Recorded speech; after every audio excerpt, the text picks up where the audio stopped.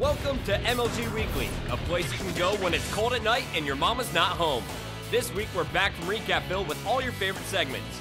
They boo their opponents if they really don't like them. We've got a preview of the top 5 Koreans coming to Providence, and your boy Nexy, who's fallen and can't get up, is back with another first look at a hot new game. So sit back and relax as we attempt to amaze and astound you with our flashy clothes and killer moves right here on MLG Weekly.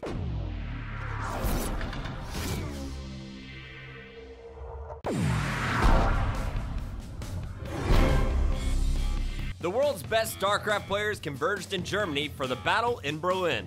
The tournament featured Starcraft superstars Rhett, Stefano, and Nurcio.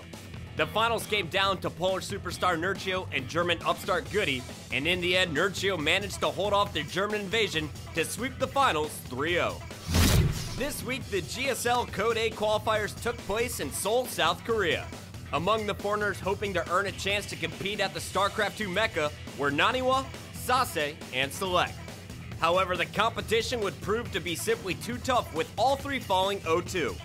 While it seems in recent months the foreign players have been closing the skill gap with Koreans, these results still show there's much room for improvement.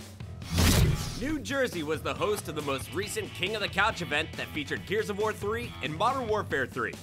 Going into the Call of Duty event, the heavy favorite was Pro Team Leverage, but they were upset by local favorites Team Rival. The Gears of War competition went late into the night and did not have a chance to finish. As a result, Infinity, Raw Talent, and Nothing But Perfection held a 3-way tie for first place. Finally, the best Halo teams on the planet traveled to the Windy City to compete at the LAN Network's Halo Reach tournament. Revolution, Status Quo, Instinct, Final Boss, and Turning Point all came out to battle for supremacy. The finals came down to Instinct and Final Boss, which Instinct took 6-1.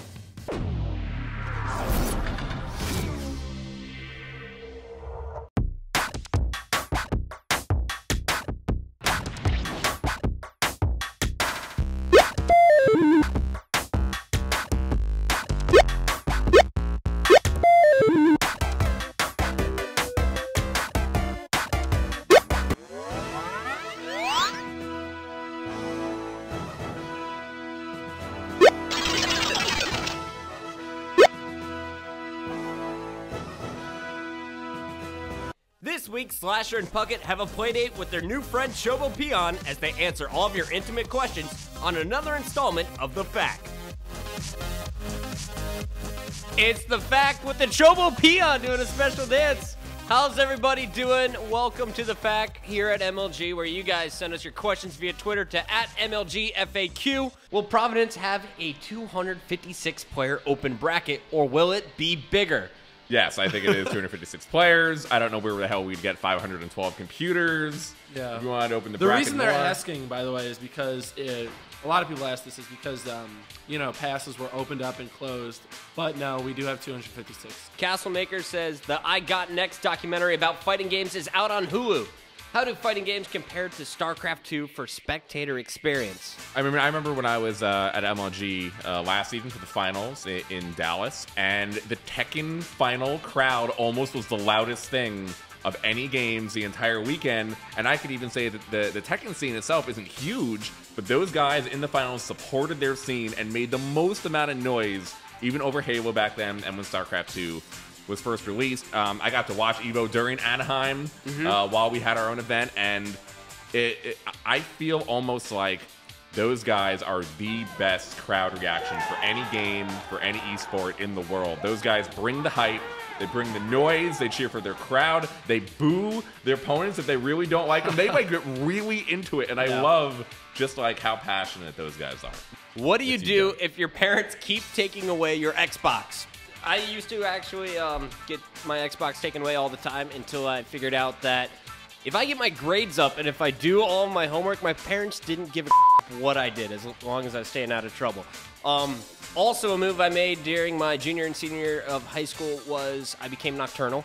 I would sleep during my history class because the professor loved me and I always aced his test. And then I would stay up till 4 or 5 a.m. right before my mom would wake up for work. and just play all night long on Xbox Live. So that's my move. If you need to be sneaky, play at night. Make friends who have Xboxes. Bring your Xbox over to a friend's house where their parents won't take it away from you. That's all the suggestions I got for you. Thor Almighty has sent us 16 tweets since the show started. He wants to know, what do I have to do to get you guys to tell us whether about Zero Bloom in Halo Reach? The answer is keep tweeting us like you did all show long. Thor Almighty, the answer is Zero Bloom next season. If we have Halo Reach around, it will be Zero Bloom, I think. Can we call it Halo in the Reach world. around? Sparky wants to know, hey Sean, where does MLG stand so far with Gears of War 3 for the MLG Pro Circuit 2012? Just like Modern Warfare 3, we cannot say whether or not it will be on the Pro Circuit. I know that we have a great relationship with Epic. They're trying to make the game as best as it possibly can be right out of the box, and then also with any tweaks that they make in patches to, I guess, improve the gameplay for a more competitive level. So I think in terms of that sense, things are going great. Falgore wants to know, will MLG ever consider releasing its Halo 2 and Halo 3 seasons, TV season episodes on DVD? I know we did a limited number of DVDs. I personally own them both already, so one day I think we might be able to mass produce those DVDs. But for now, I think we should just put those episodes back online where you can watch it on MLG.tv. What do you guys think? Tweet us at MLGFAQ. Testicular cancer. It's happening, guys. Check your balls. That's it for the fact. We'll see you next time.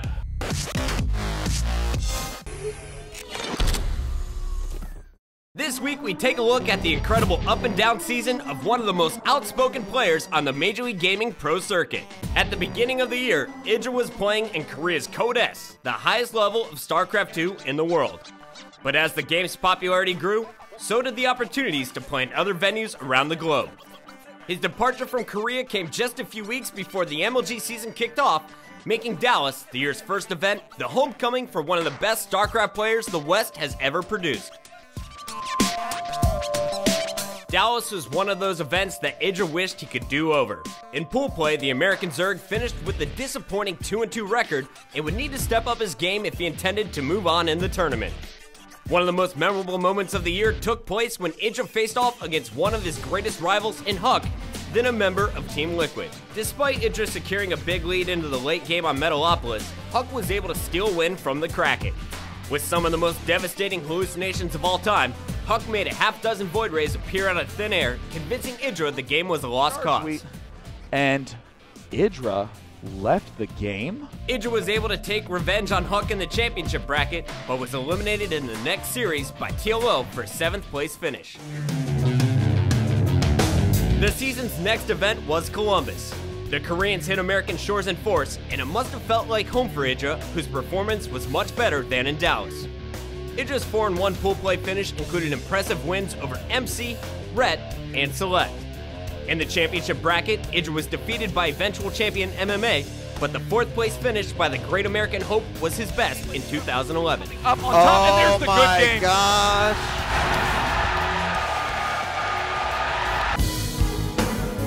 Anaheim saw Idra hit another Korean assault. Although Idra finished with a great 4-1 pool play record, once again a resurgent boxer established the hierarchy in what would become one of the best rivalries of the year. Idra's tournament was short-lived after that, going down swinging to the Swedish Protoss Naniwa in Idra's first match of the championship bracket. From Idra. So Naniwa takes the series. Idra throws a GG down. Did Idra leave too early again?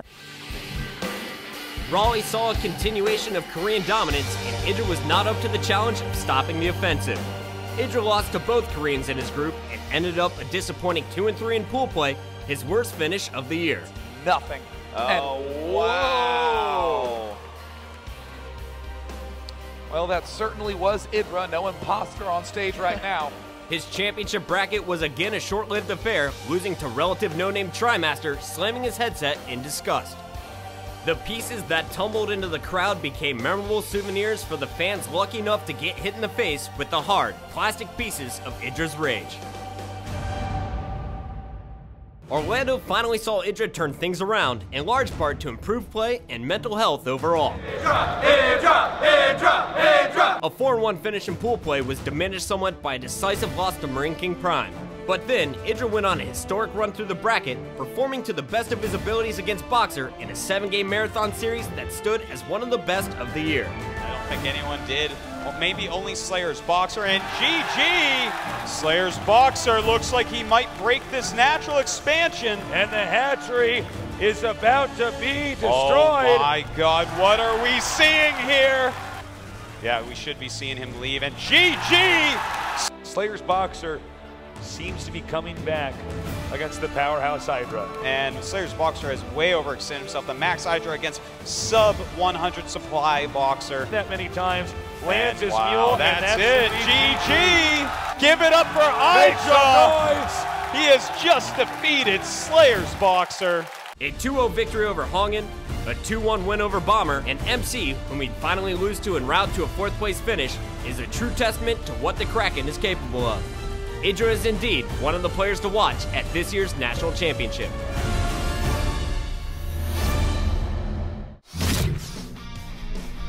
What's up, guys? Welcome back to the MLG Top 10. I'm Chris Puckett, counting down the top 10 Halo Reach plays from the 2011 regular season.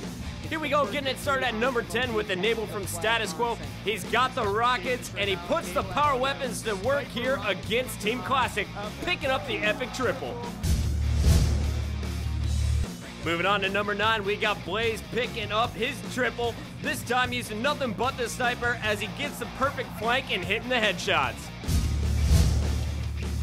Coming in at number 8, Crim6 shows off the no-scope of the tournament. But so it's still gonna. Oh my! What the? I have no idea how that hit. He curved the bullet. He's like that miserable actor in that movie that made maybe $1 million.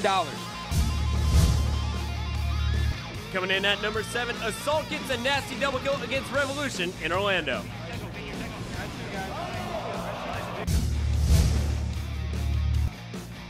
At number 6, Straight Sick has the rockets and the jetpack as he goes to work against Pure in pool play. I'm naming the backside, Mike. That's three. They're trench. I'm trench, Mike. They're trench. I'm on it. You guys I died. They're yellow killed me. I got one. Another one there. On me. One shot, L1. One shot, L1. Last guy, man. 205. Coming in at number 5, Roy goes on a sniper spree against Dynasty at MLG Columbus, the 2nd stop of the season. Shaking his head. It doesn't matter. Get out of here. Roy is putting on a show. Don't do it. Thank God. 5 kills in a row with the sniper rifle alone, and that is going to be his 7th kill in a row before dying. At number 4, Snipe Down clutches one of the most epic comebacks of the season with the win against Status Quo in Columbus. The 49. Can he finish it? Oh!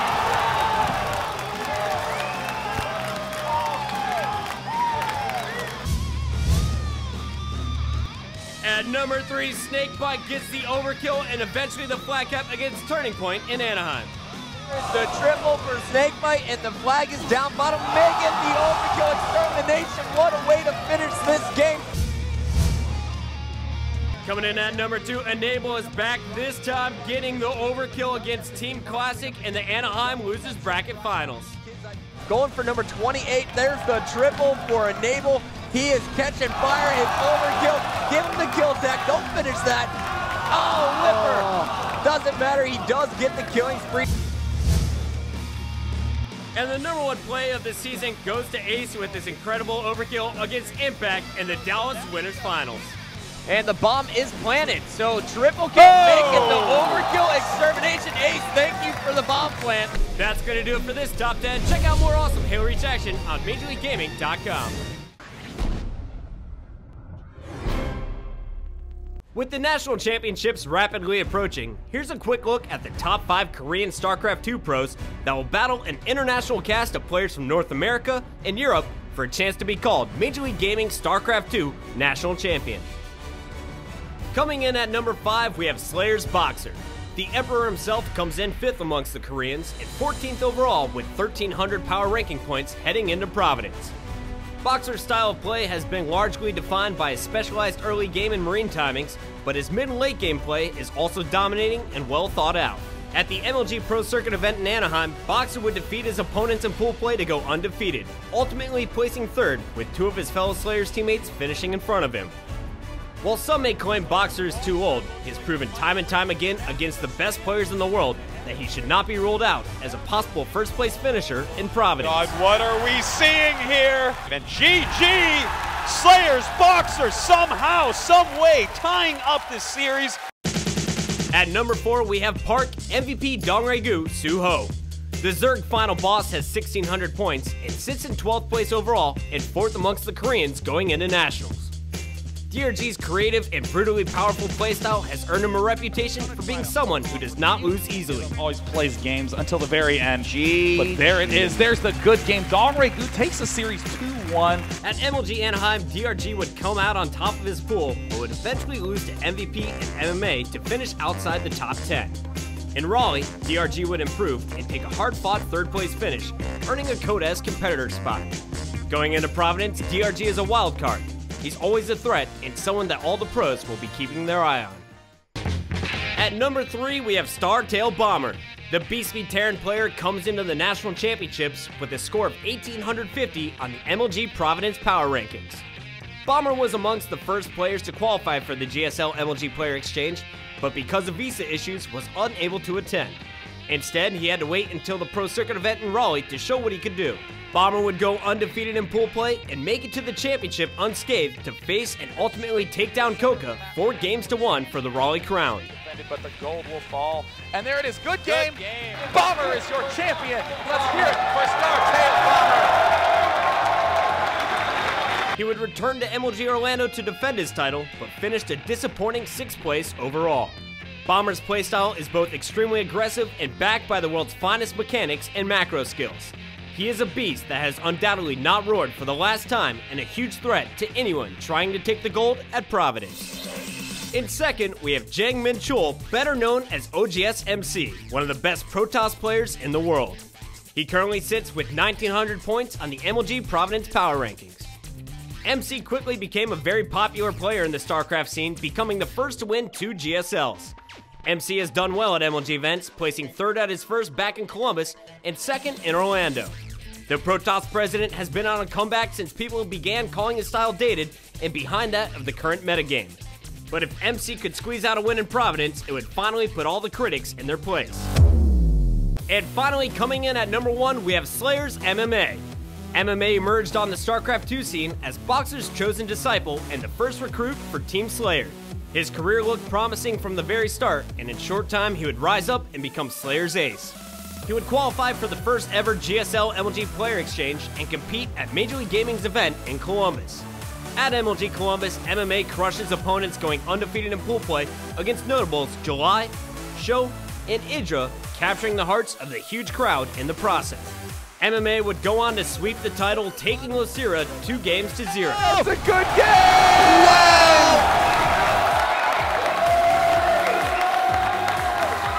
When MMA returned to MLG Anaheim to defend his title, he was a fan favorite to win it all.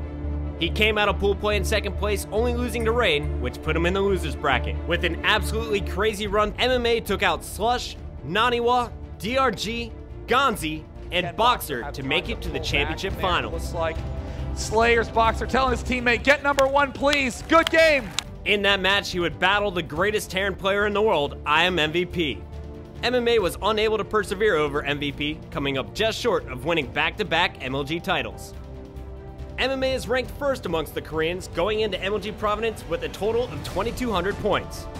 Not many players who've been competing since the beta have a list of accomplishments like MMA. He's definitely one of the top contenders for first place at MLG Providence. Coming out of his coma, next he was awake enough to send us another first look at a hot new release. Check out this new run-through of Modern Warfare 3. Hey, what's up guys, it's Nexy. Now there's this huge, gigantic game that just came out, and it goes by the name of Modern Warfare 3. But there's a problem. This game reminds me of hot dogs. You could take a hot dog and put ketchup on it, mayo, cheese, even bacon if you're crazy, but at the end of the day, you're still eating a hot dog. Same goes for Modern Warfare 3. If you've ever even touched a Call of Duty before, well, you've probably played a little Modern Warfare 3. Let's check it out. Alright, here we go. It's my first game ever, and I bought the game a day late. I wanted to give everyone else a head start. Carbon free-for-all. Perfect! my favorite Halo 2 team. Come on, impress me, Modern Warfare 3. What do you got?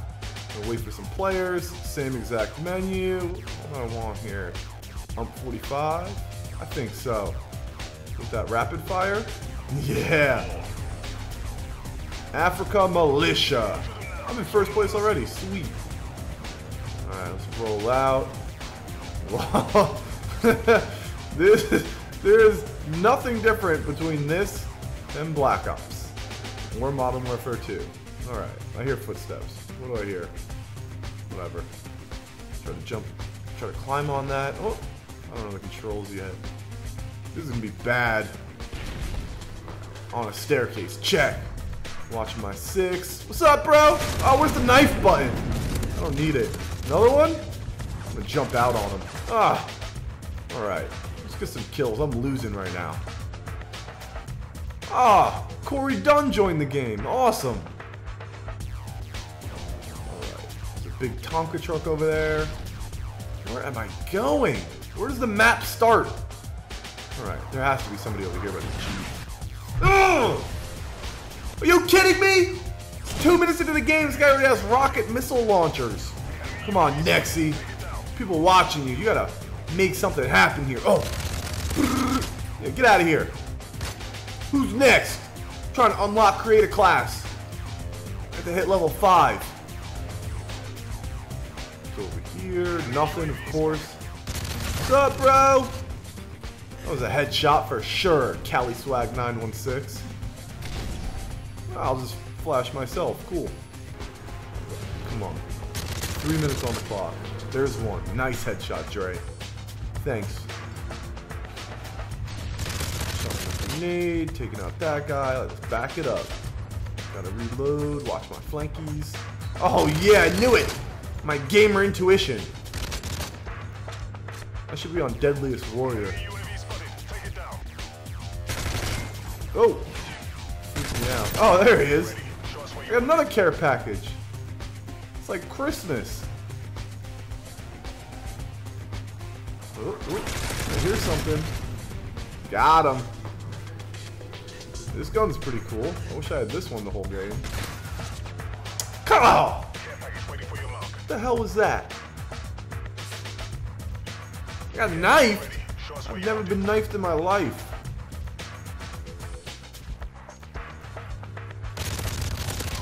Long range up.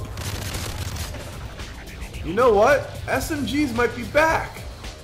They might have fixed SMGs. This is the best day of my life. I get aggressive.